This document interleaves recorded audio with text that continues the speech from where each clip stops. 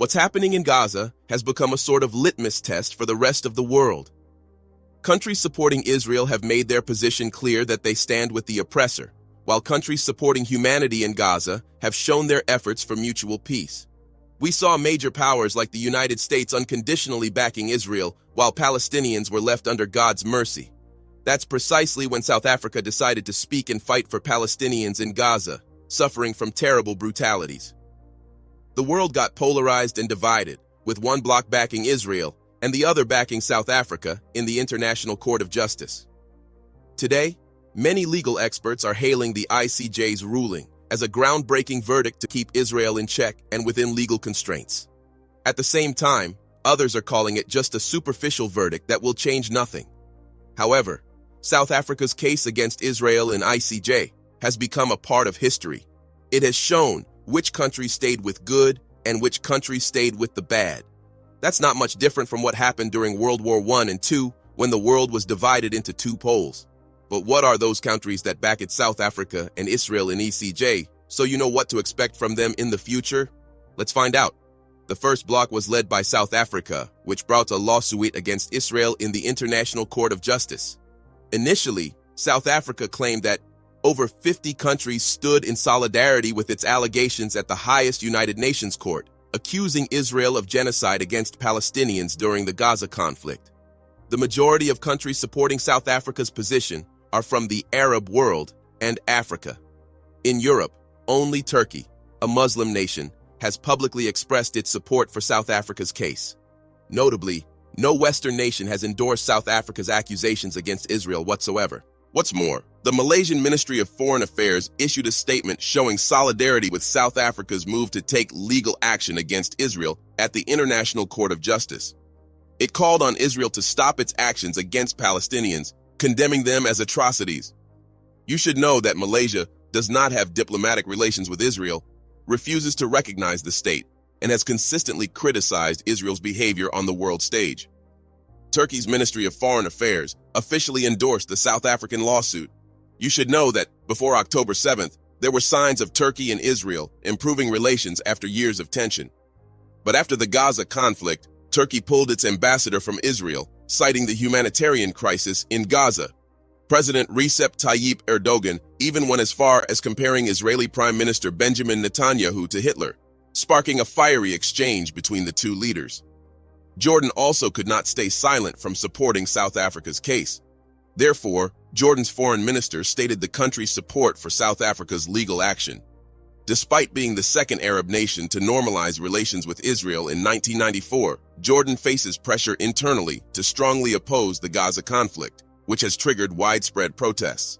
It's because a significant part of Jordan's population has Palestinian roots, and there's overwhelming support for Palestine in the current conflict. That's why Jordan recalled its ambassador to Israel.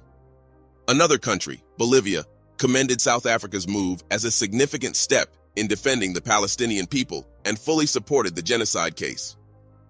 Alongside South Africa, Bangladesh, Comoros, and Djibouti, Bolivia called on the International Criminal Court to look into the situation in Palestine. What's more, Bolivia cut ties with Israel on October 31st and brought back its ambassador. In a statement, the foreign ministry also tried to downplay Bolivia's decision, saying that relations between the countries had lacked substance anyway since Luis Arce took office as president.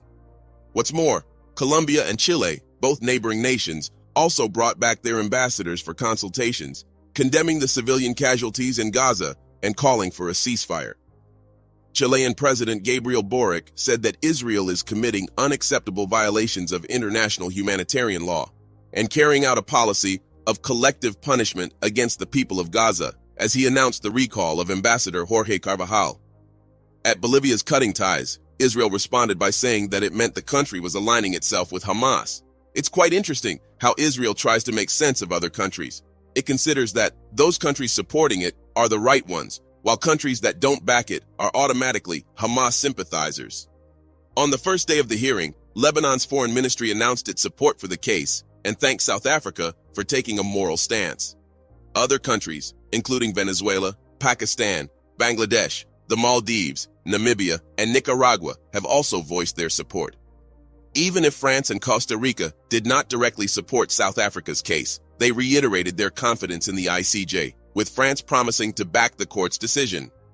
Mexico urged states not to use their veto power if they disagree with the court's findings. But it should be known that supporting ICJ's decision does not necessarily mean supporting South Africa's case. The Arab League expressed support for the South African case on the eve of the hearing.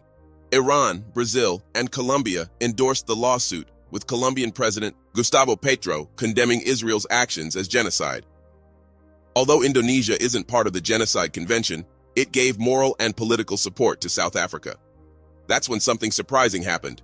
Belgium, a European country, announced its support for South Africa in ICJ. The Deputy Prime Minister of Belgium said that Belgium cannot stand idly by while witnessing the immense human suffering in Gaza. She explicitly said that she advocated for Belgium to take decisive action at the International Court of Justice following South Africa's lead. In the Arab world, the Organization of Islamic Cooperation, which has 57 members, with support from countries like Iran, Iraq, and Saudi Arabia, openly endorsed South Africa's case against Israel, citing allegations of widespread genocide and indiscriminate targeting of Gaza's civilian population. However, China and Russia have offered minimal commentary on one of the most significant cases to come before an international court in recent times, and the European Union has refrained from making any statements. Israel led the second bloc in the ICJ. Here's a reminder to please like and share the video, and subscribe to our channel to watch more videos on Africa's geopolitics, economy, and changing landscape. Let's continue now.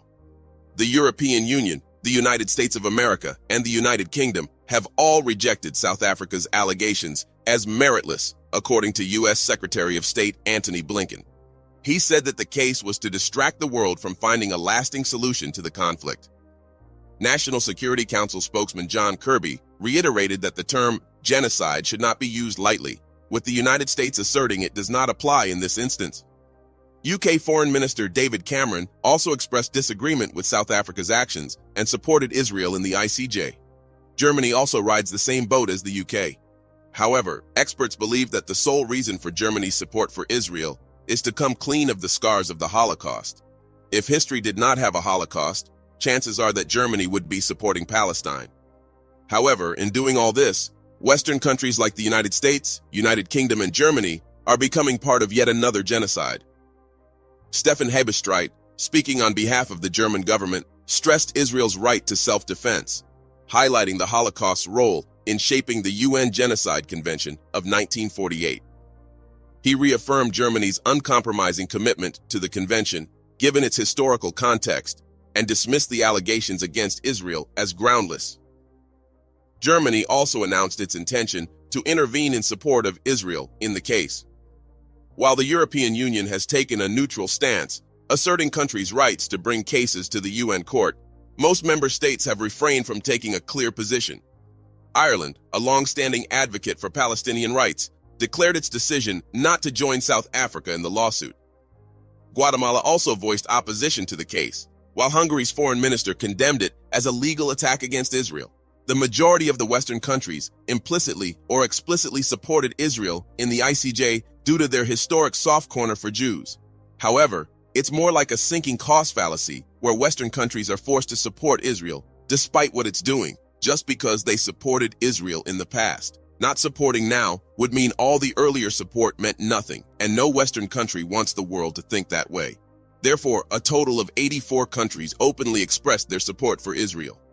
Among these nations are major players such as the United States, the United Kingdom, Australia, France, Norway, Austria, Germany, India, Canada, Poland, Spain, and even the European Union as a collective entity. The majority of these countries have affirmed their backing for Israel's legitimate right to self-defense. However, South Africa's case has done damage to the support Israel historically enjoyed. Now, Israel is losing support dramatically. Recent data from Morning Consult, a business intelligence company shared with Time, shows a notable decrease in global support for Israel since the Gaza war began. The net favorability, which is calculated by subtracting negative views from positive ones, dropped globally by an average of 18.5 percentage points between September and December, declining in 42 out of the 43 surveyed countries.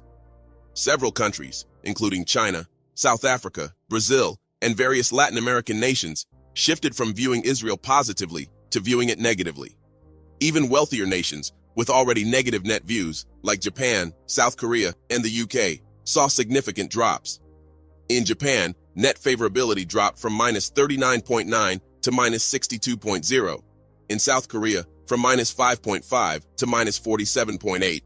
And in the UK, from -17.1 to -29.8. While the US retains positive views, its support for Israel has implications for global public opinion, particularly in Arab countries. In Egypt, the US shifted from a positive favorability of 41.1 to a negative favorability of -14.9 from September to December. Similarly, in Saudi Arabia, the US saw a change from a positive favorability of 12.2 to a negative favorability of -10.5 during the same period. In other words, not only is Israel losing support, but countries supporting Israel are also being alienated in public eyes. Isn't it true that history will always remember the countries that sided with the wrong side in this conflict, which is more of a litmus test? What do you think? Has South Africa's case against Israel exposed countries that earlier used to deceive the world? In the comment section right below, let us know your thoughts on which of these two blocs will lead the future. Do you want to watch more videos like this one? If yes, subscribe to our channel and press the bell icon next to it. We have decided to bring videos on something nobody talks about: African politics, economy, and increasing power. Thanks for watching, and until the next video, stay tuned. Tell us what you think in the comment section. Like and share the video, and subscribe so that you don't miss any of our African videos. It's the best way to support us.